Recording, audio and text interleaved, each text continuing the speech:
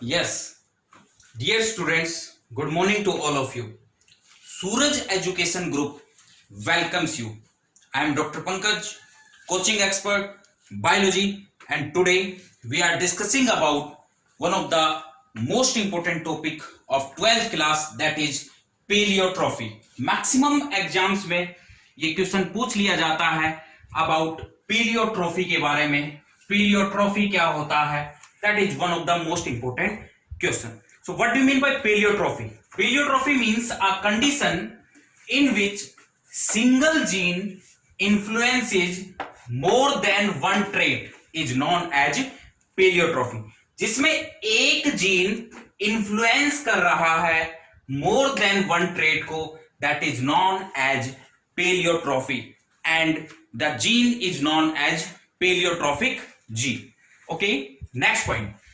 For examples, these are the some examples. I am hereby citing some examples of pleiotrophic genes or the mechanism of pleiotropy. The first example, that is pea plant. In case of pea plant, अब pea plant के अंदर, garden pea के अंदर आप सभी ने Mendelism पढ़ रखा है. यहां pleiotrophic का भी एग्जांपल होता है garden pea. For example, in case of pea plant, the gene controlling flower color, the gene controlling flower color also control color of the seed coat as well as the red spots in the leaf axil. So pea plant के अंदर जो flower colour को gene control कर रहा है वो pleiotropy में colour of the eye, colour of the seed coat as well as red spot in the leaf axil को भी कंट्रोल करता है. Okay, next second example.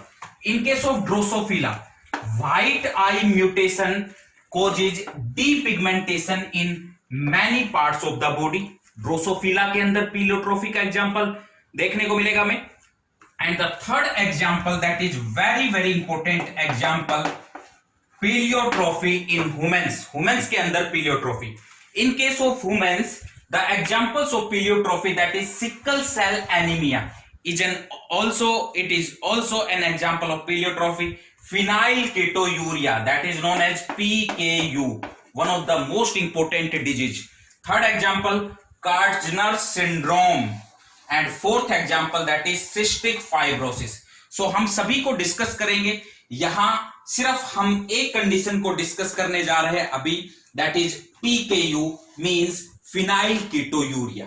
It is an example of autosomal recessive metabolic disorder. That is important. Autosomal recessive metabolic disorder, autosomes की वजह से होगा. Next, in this the homozygous recessive individual lacks an enzyme. इसमें एक enzyme की कमी रहेगी. And one of the most important question, what is the name of the enzyme? That is phenylalanine hydroxylase. phenylalanine hydroxylase, the name of the enzyme. So इस disease के अंदर इस enzyme की कमी रहेगी. What is the function of phenylalanine hydroxylase?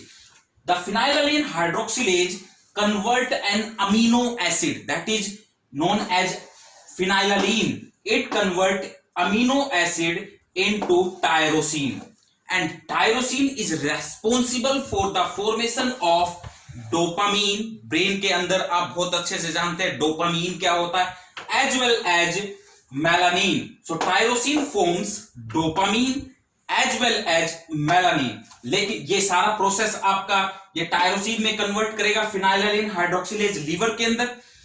लेकिन अगर फिनाइलालाइन hydroxylase की कमी रहेगी तो उस केस में phenylalanine can't be converted into tyrosine. अगर टायरोसिन में कन्वर्ट नहीं हो पाया तो क्या कंडीशन देखने को मिलेगी? हाइपर फिनाइलैमिया कंडीशन देखने को मिलेगी. फिनाइलालाइन की अमाउंट इंक्रीज हो जाएगी. अगर फिनाइलालाइन की अमाउंट इंक्रीज होती है तो उस कंडीशन को बोलते हैं हाइपर फिनाइलैमीनिया. और इस केस में उस पर्सन को, जो भी चाइल्ड होगा, उस चाइल्ड को मेंटल रिटार्डनेस कंडीशन आएगी. मेंटल रिटार्डनेस क्यों आई है? बिकॉज डोपामीन नहीं बन रहा है उसके अंदर. और सेकंड पॉइंट, उसमें डिक्रीज हो जाएगा पिगमेंटेशन का, pigmentation of skin, hairs etcetera. क्यों? बिकॉज मेलानिन की भी फॉर्मेशन नहीं हुई है, and you know very well about that melanin is responsible for formation of skin colour, formation of pigment. Okay, such child can't be walk, वो walk भी नहीं कर पाएगा क्योंकि उसमें डोपामीन की कमी है। This type of disease is known as PKU, means phenylketonuria. That is an example of autosomal recessive metabolic disorder. Okay, so this one whole about pleiotropy, in which a single gene influence more than one trait. Thank you.